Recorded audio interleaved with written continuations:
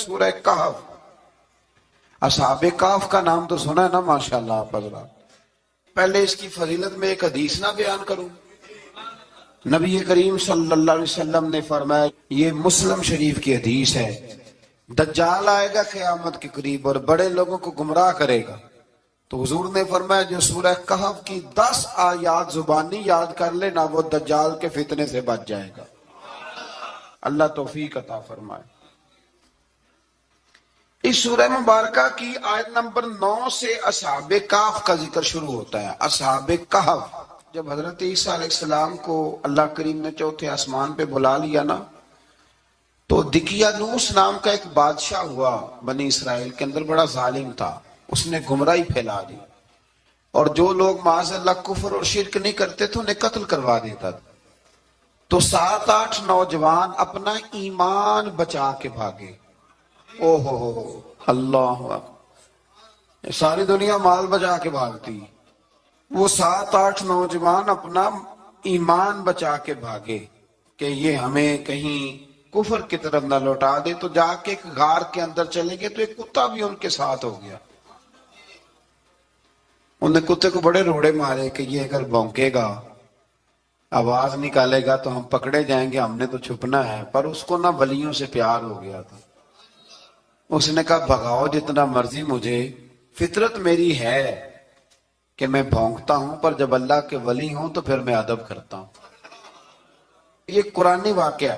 اچھا، یہ عین وہ واقعہ ہے قرآن مجید کا کہ جو بہت ساری چیزوں پر ویسے ہی نص ہے اور بہت ساری زبانیں ویسے ہی گونگ ہو جاتی. تو وہ 6-7 لوگ تھے، وہ چلے گئے غار کے اندر، جا کے انہوں نے پناہ لے لی. بادشاہ کو پتہ چل گیا کہ غار کے اندر ہے. اچھا، اللہ کی قدرت جیسے داخل ہوئے انہیں نیند آ گئی،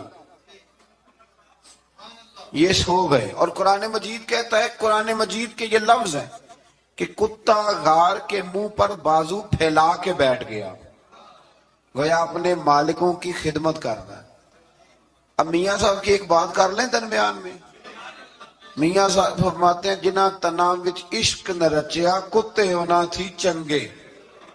اور چلو مالک دے کر راکھی کر دے، صابر بھوکے ننگے. یہ دیکھو نا کہ اتنا تو ان کے اندر بھی کمال ہے. اپنے نا دونوں بازو پھیلا کے، کتا بھی غار پہ بیٹھ گیا. ان کو نیند آ گئی. بادشاہ نے پتہ کرایا کہاں بھاگ کے گئے، تو کہا وہ غار کے اندر ہے. بادشاہ کہنے لگا کہ ان کی سزا یہ ہے کہ ایک دیوار چن دو غار کے منہ میں، غار کو بند کر دو. جس بندے کی ڈیوٹی لگائی نا غار چننے کی، بندہ بڑا نیک تھا، اس کو دیوار بنانے کا ذمہ دیا. اس نے نا دیوار بھی بنائی اور ایک تختی پہ نا سب کے نام لکھے، اور وہ تختی ایک صندوق میں رکھ کے وہاں بند کر دی. اور اسی طرح کی ایک تختی اس کے نیچے لکھا کہ ایک تختی ان کے ناموں کی نا میں مال خزانہ میں بھی بند کر رہا ہوں. اللہ تبارک و تعالیٰ کی قدرت کے بعد مفسرین نے لکھا ہے وہ 100 سال تک سوئے رہے، اور بعض نے لکھا ہے کہ 300 سال تک سوئے رہے. 300 سال کے بعد اس طرح ہوا کہ حکومتیں بدل گئیں. بیدروس نام کا ایک بادشاہ آ گیا، وہ بڑا نیک دل تھا. اس نے ہر طرف حضرت عیسیٰ علیہ السلام کی شریعت کا پھر سے نعرہ بلند کیا. اب نا کچھ لوگ ایسے تھے جو منکر ہو گئے تھے کہ مرنے کے بعد دوبارہ کیسے اٹھیں گے. بادشاہ ایک دن حجرے میں گیا، جا کے دعا مانگی، یا اللہ کوئی ایسی بات دکھا جس سے لوگوں کا ایمان پکا ہو جائے. اس طرح کے بادشاہ ہوا کرتے. تو رب کریم نے کہا میں نے تو پہلے ایک راز چھپا کے رکھا ہوا ہے، کھول دیتے ہیں. اس نے دعا مانگی اور ادھر کیا معاملہ ہوا، ایک چرواہا بکریاں چرانے والا وہاں سے گزرا.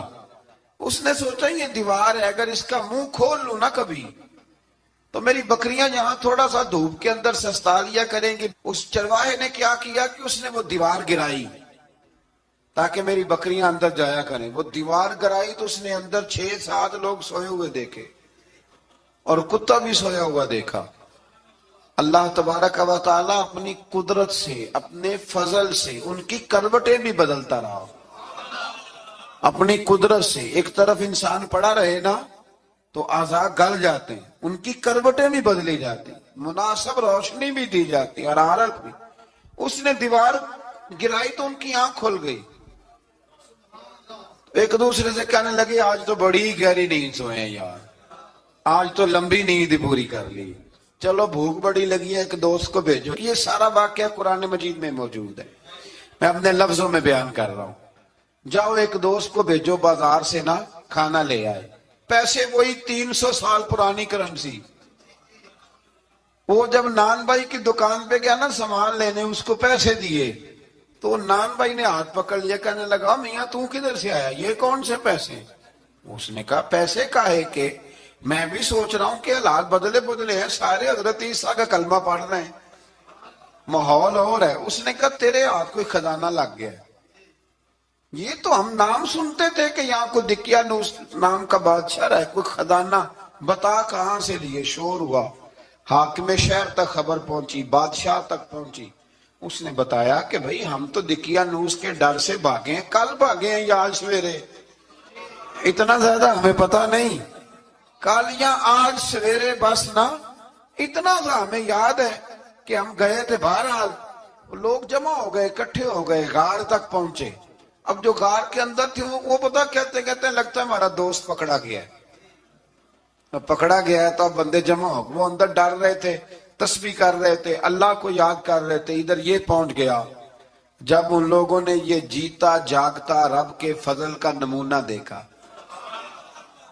اور بادشاہ نے کہا کہ یہ کیا ہے، صندوق کھولا تو اس کے اندر وہ تختی لکھی تھی کہ یہ ان کے نام ہیں، یہ دقیانوس سے ڈر کے بھاگے ہوئے ہیں، یہاں یہ سو رہے ہیں، اور اسی کی ایک تختی میں نے فلاں جگہ بھی دفن کیا، وہ تختی بھی وہاں سے نکل آئی۔ اب سب لوگوں کی آنکھوں میں آنسو آئے اور سب کہنے لگے لا الہ الا اللہ، لا الہ الا اللہ، لا الہ الا اللہ، سب کہنے لگے ان اللہ علی کل شیء قدیر۔ جب ان کی بات پوری ہو گئی، لوگوں کے ایمان پختہ ہو گئے، تو اصحاب کہف کہنے لگے کہ ہمیں اب اجازت ہے، ہم پھر دوبارہ غار میں جاتے ہیں۔ وہ غار میں گئے تو رب نے پھر انہیں موت عطا فرمائی، نیند عطا فرمائی، تحفہ دیا۔ بادشاہ نے پھر اس کے آگے دیوار بنائی اور وہاں بادشاہ نے ایک مسجد تعمیر کرا دی، لوگ زیارت کرنے جاتے۔ یہ اصحاب کہف کا ذکر ہے۔ اب یہاں ہمارے مفسرین نے لکھا ہے کہ وہ جو کتا تھا نا وہ بھی ساتھ ہی تھا۔ اللہ قیامت والے دن اسے انسانی، یا تو انسانی شکل ملے گی یا جیسے رب کا فضل ہوگا رب کریم اسے بھی جنت عطا فرمائے گا۔ اس نے تبلیغ کی، دین کی، اس نے کیا کیا؟ تبلیغ کی، نمازیں پڑھی، روزے رکھے، حج کیا، 10 ہوتے صحیح اس کیتا کی۔ اسی آنکھیں نا خدا کے فضل سے ہم پر ہے سایہ غوث اعظم کا، ہمیں دونوں جہاں میں ہے سہارا غوث اعظم کا۔ لوگ پریشان ہو جاتے ہیں، کہتے ہیں کس طرح کی بات کرتے ہو؟ تو میں نے کہا اصل میں تیرا عقیدہ کچا ہے، وہاں تو کتا چلا جائے ولی کے پاس تو رب اسے جنت دے دیتا ہے، تو جیگتا جاتا مومن جائے تو اللہ کیوں فضل نہیں فرماتا؟ اس سے آگے نا پھر آیت نمبر 32 ہے، اس میں اللہ تبارک و تعالیٰ نے 2 لوگوں کا واقعہ بیان کیا ہے۔ فرمایا ایک شخص کے انگوروں کے باغات تھے اور چاروں طرف سے انہیں کھجوروں کے درختوں نے گھیر رکھا تھا، اور درمیان میں کھیتی بھی تھی اور بیچ میں دریا بھی بہہ رہا تھا، اور ان باغات نے بہت عمدہ فصل دی۔ ایک دن یہ شخص اپنے ساتھی سے کہنے لگا میرا مال اور افرادی قوت تم سے زیادہ ہے، مجھے یقین ہے کہ یہ باغ کبھی برباد نہیں ہوگا۔ اول تو مجھے قیامت کا یقین ہی نہیں معاذ اللہ، لیکن اگر قیامت آئی تو مجھے وہاں سے بھی بہتر مال ملے گا۔ اس کے دوسرے ساتھی نے کہا تو اپنی اصل کو بھول گیا ہے اور تو نے اپنے خالق کی ناشکری کی جو کہ وحدہ لا شریک ہے۔ اگر تم نے باغ میں داخل ہوتے وقت ماشاءاللہ لا قوت الا باللہ کہہ دیا ہوتا تو یہ تمہارے حق میں بہتر ہوتا۔ اگرچہ مال اور اولاد میں تم سے کم ہوں، لیکن میرا ایمان یہ ہے کہ اللہ تعالی مجھے اس سے بہتر نعمت عطا کرے گا، اور آسمان سے کوئی آفت آئی اور تمہارا باغ تباہ و برباد ہو جائے گا، یا اگر اس کا پانی زمین میں دھس گیا تو پھر تم اسے تلاش نہ کر پاؤ گے۔ بالآخر اس شخص کا باغ برباد ہو گیا۔ وہ جو کہتا تھا نا مجھے یقین نہیں قیامت نہیں آئے گی، اس کا باغ ہی، اور وہ کفِ افسوس ملتے ہوئے کہنے لگا کاش میں نے شرک نہ کیا ہوتا، لیکن پھر اس کا کوئی نہ مددگار تھا اور نہ حمایتی۔ آیت نمبر 45 میں اللہ تعالیٰ نے دنیا کی زندگی کی ناپائیداری کو ایک مثال سے بیان فرمایا کہ آسمان سے بارش نازل ہوئی، گھنا سبزہ نکلا، پھر وہ سوکھ کر چورا چورا ہو گیا، جسے ہوا اڑا کے لے گئی۔ مال اور بیٹے تو محض جیتی دنیا کا سنگار ہے، جب تک تم زندہ ہو تب تک مال بھی ہیں اور بیٹے بھی ہیں۔ والباقیات الصالحات، ہاں اگر کچھ ہے باقی رہے گی تو تمہارے اچھے اعمال باقی رہیں گے، اور اگر اولاد نیک ہوئی تو وہ بھی باقیات الصالحات میں شامل ہو جائے گی۔ آیت نمبر 47 سے فرمایا کہ قیامت کے دن تمام روئے زمین پر ایک کھلے میدان کی صورت میں ہوگا، سب لوگ صف باندھے رب کے حضور اکیلے حاضر ہوں گے اور اپنے اعمال ناموں کو دیکھ کر خوف زدہ ہوں گے، کہیں گے ہائے افسوس، اس اعمال نامے کو کیا ہوا، اس نے نہ کوئی صغیرہ گناہ چھوڑا نہ کبیرہ، مگر سب کو شمار کیا۔ آیت نمبر 50 میں حضرت آدم علیہ السلام کو فرشتوں کے سجدہ، ابلیس کی نافرمانی اور شیطان اور اس کی ذریت کے انسان کے دشمن ہونے کا بیان ہے۔ آگے پھر ذکر شروع ہو جاتا ہے حضرت موسیٰ علیہ السلام اور حضرت خضر علیہ السلام کا۔ یہ لفظ خضر بھی ہے اور خضر بھی ہے، یہ دو تین طریقوں سے پڑھا جاتا ہے۔ حضرت خضر کے بارے میں مختلف روایات ہیں کہ یہ ولی ہیں کہ نبی ہیں، لیکن مضبوط رائے اکثر بزرگوں کی یہی ہے کہ یہ بھی اللہ کے نبی ہیں، اور بعض نے لکھا ہے یہ ہمیشہ سے زندہ ہیں۔ یہ دو اللہ کے نبی حضرت الیاس علیہ السلام اور حضرت خضر علیہ السلام، یہ دونوں ہر سال حج میں بھی جاتے ہیں، ہر سال حج میں بھی جاتے ہیں، کیونکہ ایک روایت ملتی ہے کہ محبوب کریم علیہ السلام حج پہ گئے تو فرمایا میں الیاس اور خضر کو پہاڑوں سے اترتے ہوئے دیکھ رہا ہوں۔ تو جن کو اللہ نے کھلی آنکھیں دی ہوتی ہیں پھر انہیں زیارت بھی ہوتی ہے، انہیں یہ نظر بھی آتے ہیں۔ حضرت خضر علیہ السلام کو اللہ نے علم لدنی عطا فرمایا۔ یہ علم لدنی اللہ جس کو اپنے پاس سے عطا کر دے اس کو علم لدنی کہتے ہیں۔ حضرت موسیٰ علیہ السلام ایک دن تقریر کرتے ہوئے کسی نے پوچھا کہ آپ سب سے بڑے عالم ہیں، فرمایا الحمدللہ۔ تو اللہ کریم نے فرمایا نہیں ہے موسیٰ کلیم، آپ سے بڑے بڑے بھی ہیں، بڑے بڑے لوگ ہیں، ہمارے یہاں مسئلہ ہے پا نہ پڑی، اور لوگ مناظرہ کرنے آتے ہیں۔ کئی دفعہ لوگ نا مسئلہ بتاتے ہیں تو میں کہتا ہوں جناب آپ نے بتا دیا کہ اب آپ نے حکم کرنا ہے، اب آپ نے حکم کرنا ہے۔ کبھی کبھی کچھ لوگ ایسی باتیں کرتے ہیں، وہ جی آپ ایک بندے کا نام لیتے ہیں ذکر کرتے ہیں، تو میں نے کہا چلو ہم نے بھی کہیں کچھ پڑھا ہی ہوگا نا تبھی تو ذکر کرتے ہیں، لیکن جو آتے ہیں نا لوگ وہ مشورہ تو ہمارے دور میں ہے ہی نہیں، جس نے جو لائن پڑھ لیا وہ اس میں پکا ہو گیا، سارا نہیں نہ پڑھا، سارا پڑھے پھر بات سمجھ میں آتی ہے۔ حضرت موسیٰ کلیم اللہ کے نبی ہیں، اور کیا بات ہے ان کی، اور یہ بھی اللہ کا فضل ہوا، حضرت موسیٰ نے یہ بات کی تبھی تو ہمیں اتنی شاندار حکمتوں کے پھول ملے، یہ بھی حضرت موسیٰ کا ہی کمال ہے۔ تو حضرت موسیٰ نے کہا کہ اے اللہ وہ جو مجھ سے بڑا ہے عالم ہے وہ کہاں ملے گا جس سے میں حکمت کی بات سیکھوں؟ تو فرمایا جہاں مجمع البحرین ہے نا، دو دریا ملتے ہیں، وہاں وہ ملے گا۔ حضرت موسیٰ کلیم سے اللہ نے فرمایا کہ جاؤ جہاں دو دریا ملیں گے نا وہاں تمہیں وہ شخص ملے گا۔ تو یا اللہ میں کس طرح؟ فرمایا زادرہ ساتھ لے جاؤ، کھانے پینے کا سامان۔ حضرت موسیٰ کلیم لے گئے، مچھلی بھی لے گئے۔ فرمایا یہ مچھلی جہاں تمہارے برتن سے نکل کے دریا میں داخل ہو وہاں دریا میں شگاف پڑ جائے گا، وہاں وہ تمہیں شخص ملے گا۔ حضرت موسیٰ نے اپنے خادم حضرت یوشع بن نون علیہ السلام کو بھی ساتھ لیا۔ یہ بعد میں حضرت موسیٰ علیہ السلام کے جانشین ہوئے۔ یہ دونوں سفر پہ نکل گئے، ایک جگہ پہ پہنچے جہاں پہاڑ تھا، ساتھ دریا بھی تھا، اس کے نیچے آرام کرنے لگے۔ حضرت موسیٰ کلیم سو گئے تو یوشع بن نون علیہ السلام موجود تھے، مچھلی جھٹ سے نکلی، دریا میں داخل ہو گئی، وہاں راستہ بھی بن گیا۔ اب اٹھے حضرت موسیٰ کلیم، جب اٹھے تو فرمایا چلو چلیں، تھوڑا آگے جا کے فرمایا بھوک لگ رہی ہے کھانا تو نکالو۔ انہیں یاد آیا، کہنے لگے حضور مچھلی تو دریا میں چلی گئی تھی۔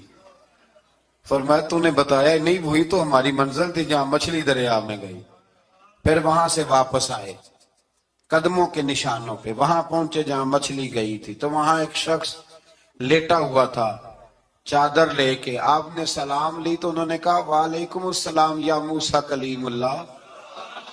تو آپ نے فرمایا آپ کون ہیں؟ فرمایا میں وہی ہوں جس کو آپ تلاش کر رہے ہیں. تو فرمایا آپ نے مجھے کیسے پہچانا؟ فرمایا جس رب نے تمہیں بھیجا ہے نا اس نے ہی مجھے بتایا ہے کہ موسیٰ آ رہے ہیں، موسیٰ آ رہے ہیں.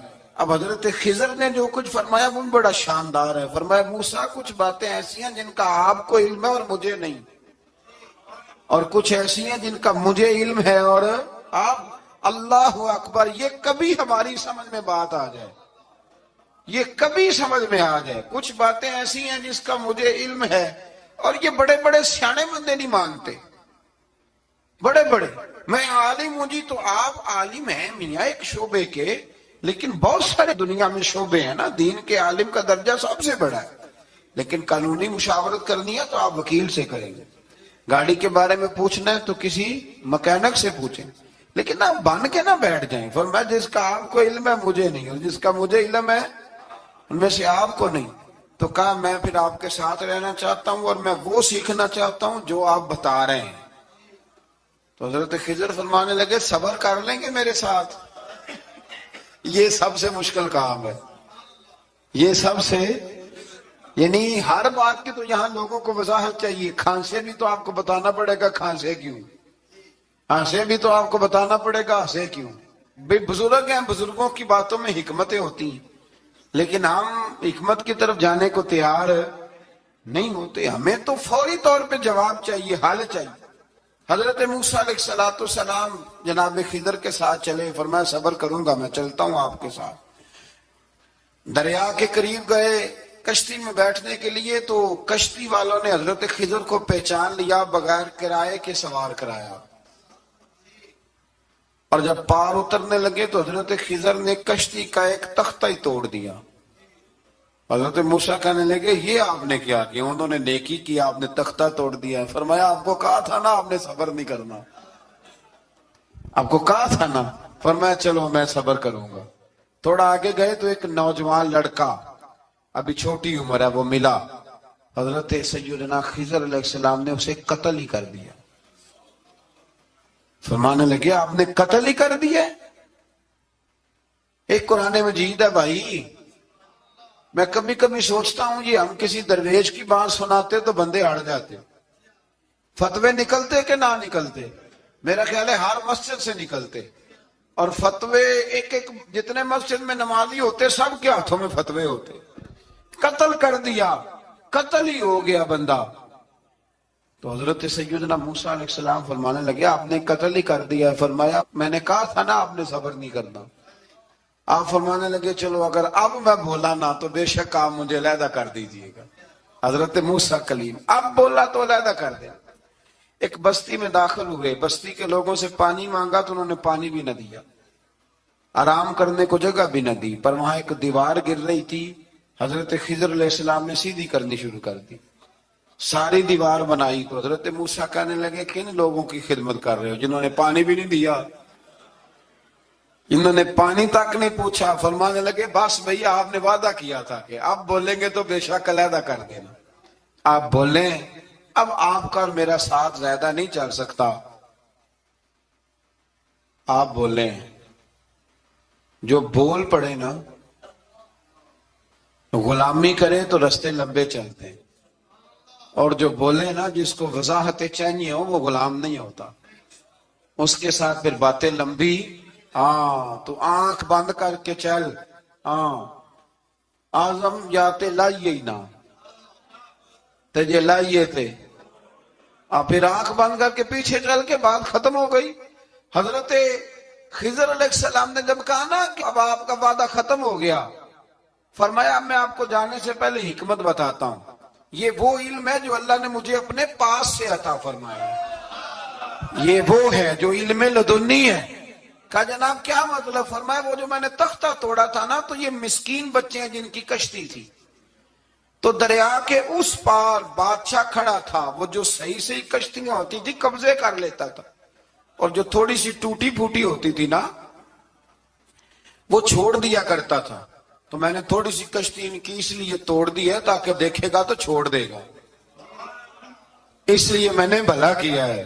اور فرمایا وہ جو بچہ میں نے قتل کیا نا، وہ شروع سے ہی کفر کا دل دادا تھا، اس کے ماں باپ نیک تھے، اگر بڑا ہوتا جوان ہوتا تو ہو سکتا ہے ماں باپ کو بھی کفر میں مبتلا کر دے، اب اس کے بدلے اللہ انہیں صالح بیٹا عطا فرمائے گا۔ تو یہ بھی میں نے اللہ کے دیے ہوئے علم سے کیا۔ اور فرمایا یہ جو دیوار میں نے نبی ہو کے یا ولی ہو کے مزدوری کر کے دیوار بنائی ہے نا، اللہ اکبر، فرمایا یہ دیوار عام لوگوں کی نہیں، یہ یتیم بچوں کا خزانہ ہے دیوار کے نیچے، یہ گر جاتی تو خزانہ ظاہر ہو جاتا، اور بچائی اس لیے ہے کہ وَكَانَ أَبُوهُمَا صَالِحًا، ان بچوں کا باپ نیک آدمی تھا، ان کا باپ، قاضی ثناء اللہ صاحب پانی پتی فرماتے ہیں ڈائریکٹ باپ نہیں تھا، 7ویں نسل میں جا کے باپ بنتا تھا۔ سن لے یہ بھی بات، ایک بندہ نیک ہو تو اس کی 7 نسلوں تک رب خزانوں کی بھی حفاظت فرماتا ہے۔ اب آپ اندازہ فرمائیں کہ بات کتنی دور تک جاتی ہے۔ بزرگوں کی باتوں میں نا حکمتیں ہوتی ہیں، دانائیاں ہوتی ہیں۔ یہ طریقت کے جو لوگ ہوتے ہیں انہیں سبق یہ دیا جاتا ہے کہ آمنا وصدقنا، ماننا ہے اور تصدیق کرنی۔ ہمارا معاملہ یہ ہے کہ یہاں وضاحت دینی پڑتی، وہ جی وہاں کیا ہوا تھا، وہ جو گاڑی آپ کے پاس ہے تو وہ کہاں سے آئی، تو وہ جو کل آپ نیا جوڑا پہن کے آئے تھے تو وہ کدھر سے آیا۔ تو جو لوگ وضاحتیں مانگتے ہیں وہ اپنے نہیں ہوتے، ان کا غلامی کا رشتہ نہیں ہوتا۔ حبیب اور ہوتا ہے، شریک اور ہوتا ہے۔ شریک وضاحتیں مانگتے ہیں، حبیب محبت کرتے ہیں۔ ہمارا آج سب سے بڑا المیہ یہ ہے، سب سے بڑا، کہ ہم کسی حکمت کے تحت کوئی بندہ اگر کوئی کام کر رہا ہے تو مجبوری ہے کہ ہمیں وہ حکمت بتائی جائے، ایسا نہ کریں۔ یہ طریقہ حضرت غوث اعظم رضی اللہ تعالیٰ عنہ، حضور غوث پاک رضی اللہ تعالیٰ عنہ کو ایک شخص ملنے آ گیا، ملا علی قاری نے لکھا ہے، آپ کے ایک مرید نے کہا چل میرے پیر سے ملنے، کہنے لگا میں نہیں جاتا ملنے کسی پیر شیر سے، کہا نہیں آؤ تو صحیح۔ وہ آیا نا تو اس نے دیکھا کہ 50 گھوڑے عربی نسل کے کھڑے ہیں غوث پاک کے دروازے، موٹے تازے چوڑے عربی نسل کے گھوڑے۔ اس کے ذہن میں خیال آیا، کہنے لگا یار سواری کے لیے اگر رکھے ہیں تو ایک بھی کافی تھا، 50 کی کیا ضرورت تھی۔ اللہ اکبر۔ اب واقعی 50 کھڑے تھے، مرید کے پاس جواب ہی کوئی نہیں تھا، کہنے لگا یار پتہ مجھے بھی کوئی نہیں، لیکن حضرت صاحب نے رکھے ہیں تو حکمت ضرور کوئی ہوگی، حکمت ضرور کوئی، اس کی کوئی حکمت ہوگی۔ اللہ اکبر۔ وہ چلے گئے واپس، وہ روز تنقید کرتا، کیسا تیرا پیر ہے 50 گھوڑے رکھے ہوئے، کیسے تیرا پیر ہے 50 گھوڑے رکھے ہوئے۔ کچھ دن گزرے تو ملا علی قاری کہتے ہیں وہ اعتراض کرنے والے کے پیٹ میں کوئی تکلیف ہوئی، بغداد کے سب سے بڑے طبیب کے پاس گیا، اس نے کہا تیرا تو جگر تباہ ہو گیا ہے، عربی نسل کا ایک گھوڑا چاہیے، اس کو ذبح کریں گے، اس کا جگر نکالیں گے، اس کی دوائی بنا کے تجھے کھلائیں گے، اور 50 گھوڑے ہوں گے تو بچے گا۔ اب پریشان ہو گیا، کہنے لگا گھوڑے ہیں تو صحیح، پر جو میں حال کر رہا ہوں گا گھوڑے تو نہیں ملیں گے، میرا تو جوتوں والا کام ہے، وہ شاید مل جائیں۔ لیکن جب انسان مرنے لگتا ہے تو پھر اس کو ڈوبتے کو تنکے کا سہارا۔ اپنے دوست کے پاس گیا، کہنے لگا چل تیرے پیر کے پاس چلے۔ اس نے کہا تجھے نہیں لے کے جانا، تو تنقید کرتا ہے، کہتا ہے ایک دفعہ چاہیے کیا، کا گھوڑے، کہنے لگا تیرے لیے رکھے ہیں کوئی، جا دوڑ جا، میرے حضرت صاحب کی ضرورت کیا ہے۔ لیکن جب غوث اعظم کی خانقاہ میں داخل ہوئے نا تو حضور غوث اعظم اٹھ کے ملے۔ اللہ والے دلوں میں باتیں نہیں رکھتے، ماتھا چوما اور فرمانے لگے میاں تو ایک دن نا میری گلی سے گزر رہا تھا تو میری تیرے اوپر نظر پڑی، تو مجھے نظر آیا تو بیمار ہوگا، اور تیرا علاج عربی نسل کے 50 گھوڑوں کی وجہ سے ہوگا، تو میں نے تیرے لیے لا کے کھڑے کیے ہوئے ہیں، تیرے لیے ہی کھڑے کیے ہیں، تو نا گھر بھی لے جانے کی ضرورت نہیں، چارہ بھی میرے مرید ہی ڈال دیا کریں گے۔ تو اس طرح کرنا، روز آنا ایک گھوڑا لے جانا، پھر اگلے دن آنا تو دوسرا۔ وہ خدا کے بندے تیرے لیے رکھے تھے، تو تنقید کر رہا ہے۔ اللہ کے بندے پردہ پوش ہوتے ہیں. ہاں شرط یہ ہے کہ وہ بندہ صالح ہو, دیندار ہو, وہ والا پیر نہ ہو جو نماز بھی نہ پڑھے اور گھوڑے 15 رکھے ہوئے ہوں اس نے, وہ والا معاملہ نہ ہو. تو میرے عزیز یہ یاد رکھیں کہ اللہ تبارک و تعالیٰ کا بندہ جب آپ کا روحانی علاج کرتا ہے نا, روحانی علاج سے مطلب جادو ٹونے کا علاج نہیں, روحانی علاج وہ ہوتا ہے کہ میرے گناہوں کا علاج ہو جائے, حسد بغض کینہ عداوت یہ نکل جائے. تو وہ کچھ ایسے نسخے بتاتا ہے جو سمجھ میں مرید کی نہیں آتے لیکن وہ ضروری ہوتے ہیں. آیت نمبر 67 میں فرمایا کہ جب سمندری طوفان میں گر جاتے ہیں تو معبودان باطلہ کی بجائے صرف اللہ کو پکارتے ہیں. کافر بھی اس وقت اللہ ہی کو پکارتے ہیں, لیکن نجات کی صورت میں یہ لوگ پھر شرک میں مبتلا ہو جاتے ہیں.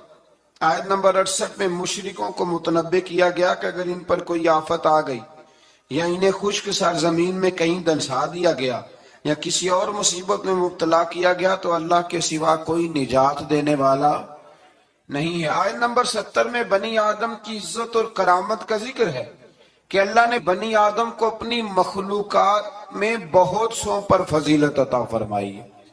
آیت نمبر 71 میں انسانوں کو اپنے پیشواؤں کے ساتھ بلائے جانے, دائیں بائیں اعمال نامے لینے والوں کو کامیابی کا بیان ہے, اور جو دنیا میں حق سے اندھا ہے وہ آخرت میں بھی اندھا ہے. قیامت میں اس کا کوئی پیشوا ہوگا اسی کے ساتھ ہی بلایا جائے گا نا. جو ساری زندگی کہتا رہے میں مانتا ہی نہیں کسی کو, کوئی امام نہیں, کوئی تقلید نہیں, کوئی شے نہیں, تو وہ کدھر جائے گا؟ ہاں اسی کے ساتھ جائے گا. اللہ تبارک و تعالی سمجھنے کی توفیق عطا فرمائے. پھر اللہ تبارک و تعالی نے آیت نمبر 73 سے کفار کے آپ صلی اللہ علیہ وسلم کو راہ حق سے ہٹانے کے باطل ارادوں کا ذکر فرمایا. اللہ تعالیٰ نے حق کے راستے میں آپ کی ثابت قدمی کو اپنا فضل قرار دیا ہے. آپ کو جزیرہ عرب سے نکالنے کی کفار کی سازش کا ذکر کرتے ہوئے فرمایا کہ وہ ایسا کرنے میں کامیاب ہو بھی جائیں تو برے انجام سے بچ سکتے نہیں. اشارتاً 5 نمازوں کا حکم فرمایا, فجر کی فضیلت کا بیان کیا, نماز تہجد کی ترغیب, اور رسول اللہ صلی اللہ علیہ وسلم کے لیے مقام محمود جو مقام شفاعت کبریٰ ہے, جہاں کھڑے ہو کے رسول پاک امت کی سفارش فرمائیں, عطا کیے جانے کا بیان ہے. آیت نمبر 81 سے حق کی آمد اور باطل کے نیست و نابود ہونے کا بیان ہے, اور یہ کہ قرآن میں اہل ایمان کے لیے شفا بھی ہے اور رحمت بھی ہے. آیت نمبر 83 میں انسان کی اس فطرت کا ذکر ہے کہ نعمتوں پر ناشکری اور مصیبت پر نا امیدی کا اظہار کرتا ہے, یہ اس کی فطرت ہے. آیت نمبر 85 میں اس امر کا بیان ہے کہ یہود نے رسول اللہ صلی اللہ علیہ وسلم سے روح کے بارے میں سوال کیا تو اللہ تعالیٰ نے فرمایا کہ اے رسول صلی اللہ علیہ وسلم کہہ دیجئے کہ روح میرے رب کے امر سے ہے اور تم کو محض تھوڑا سا علم عطا کیا گیا. اس سے یہ بتانا مقصود ہے کہ جن چیزوں کی حقیقت جاننے پر ہدایت اور نجات موقوف نہیں نا, ان کے در پہ ہونے کی تمہیں ضرورت بھی نہیں ہے. آیت نمبر 88 میں ایک بار پھر قرآن کے مثل لانے کا چیلنج اور کافروں کے عجز کا بیان. آیت نمبر 90 سے مشرکین مکہ کے بعد فاسد مطالبات کا ذکر ہے کرتے ہوئے فرمایا کہ انہوں نے کہا ہم اس وقت تک آپ پر ایمان نہیں لائیں گے حتیٰ کہ آپ ہمارے لیے زمین سے پانی کا کوئی چشمہ جاری کر دیں یا آپ کھجوروں اور انگوروں کے باغات کے مالک بن جائیں جن کے نیچے نہریں بہ رہی ہیں, یا آپ ہمیں جس عذاب سے ڈراتے ہیں وہ لے آئیں, یا آسمان کو ٹکڑے ٹکڑے کر کے ہم پہ گرا دیں, یا اللہ اور فرشتوں کو ہمارے سامنے بے حجاب کر دیں, یا آپ کے لیے سونے کا گھر ہو, یا ہم آسمان پر چڑھ جائیں اور پھر آسمان سے ہم پر کتاب نازل کریں جس کو ہم پڑھیں. ان سب مطالبات کے جواب میں اللہ نے فرمایا اے رسول صلی اللہ علیہ وسلم کہہ دو میرا رب ہر عیب سے پاک ہے, میں کوئی شعبدے باز نہیں ہوں بلکہ میں تو اللہ کا وہ بندہ ہوں جسے اللہ نے اپنا رسول بنا کے بھیجا ہے. یہ کچھ لوگ نا شعبدوں کی باتیں کرتے ہیں, آج بھی کرتے ہیں, نہیں فلانے پیر صاحب ہیں نہیں, یہ جو کچھ لوگ بڑے بڑے نادان ہیں نا, یہ ساری آپ پڑھ لیں. آیت نمبر 90 تو وہی سارے سوالات ہیں جو آج کا بدمذہب ولیوں کے بارے میں کرتا ہے. کہتا ہے اگر ایسے ہیں تو پھر یہ کر دیں، پھر وہ کر دیں. او خدا کے بندو، ولی شوبدے دکھانے نہیں آتے، بندوں کو رب سے ملاتے ہیں. ان کا کام پیغام حق دینا ہے، ان کا یہ کام نہیں ہے. آیت نمبر 94 سے کفار مکہ کے اس اعتراض کا ذکر ہے کہ اللہ نے بشر کو رسول بنا کے کیوں بھیجا؟ استغفر اللہ، یعنی کوئی فرشتہ کیوں نہیں بھیجا؟ اللہ تعالیٰ نے فرمایا رسول صلی اللہ علیہ وسلم کہہ دو اگر زمین میں فرشتے بستے اور اطمینان سے چلتے پھرتے تو ہم ان پر آسمان سے فرشتہ ہی رسول بنا کے نازل کرتے. اگر فرشتوں کی طرف رسول بنانا ہوتا تو پھر کس کو بناتے؟ فرشتوں کو. یعنی نبی اور رسول جس مخلوق کی طرف مبعوث ہوئے اسی کے جن سے ہوتے ہیں. ان آیات میں یہ بھی بتایا کہ منکرین آخرت کو ان کے منہوں کے بل اندھا، گونگا اور بہرا بنا کر اٹھایا جائے گا اور ان کا ٹھکانہ جہنم ہے. آیت نمبر 100 میں فرمایا کہ آپ کہیے اگر بالفرض تم میرے رب کی رحمت کے خزانوں کے مالک ہوتے تو تم خرچ کے ڈر سے ان کو روکے رکھتے، اور دراصل انسان ہے ہی بخیل، یہ کنجوس ہے، یہ اللہ کی دی ہوئی توفیق سے بھی اس کے رستے میں خرچ کرنے کو تیار نہیں ہوتا. آیت نمبر 101 سے موسیٰ علیہ السلام کو 9 معجزات عطا کیے جانے، فرعون کا آپ کو ساحر کہنے، فرعون کے غرق ہونے اور بنی اسرائیل کے زمین میں آباد ہونے کا ذکر ہے. آیت نمبر 105 میں قرآن مجید کو بتدریج تھوڑا تھوڑا نازل کر کے نازل کرنے کی حکمت یہ بتائی گئی کہ رسول ان پر ٹھہر ٹھہر کے پڑھیں گے، ان کے لیے قرآن کو سمجھنے میں آسانی ہوگی. مشرکین مکہ اعتراض کرتے تھے کہ کبھی آپ اللہ کہتے ہیں کبھی رحمان کہتے ہیں، ہم تو رحمان کو نہیں جانتے. تو اللہ نے فرمایا رسول کہہ دیجئے کہ معبود برحق کو تم اللہ کہہ کے پکارو یا رحمان کہہ کے پکارو، تم اسے جس نام سے بھی پکارو گے سب اسی کے نام ہے، اور اسے پکارنے میں میانہ روی سے کام لو. آخری آیت میں فرمایا کہ اللہ کی نہ کوئی اولاد ہے، نہ کوئی اس کی سلطنت میں اس کا شریک ہے، نہ اسے کسی مددگار کی ضرورت ہے، اور آپ اس کی کبریائی کو بیان کرتے رہیے. آگے شروع ہو جاتی ہے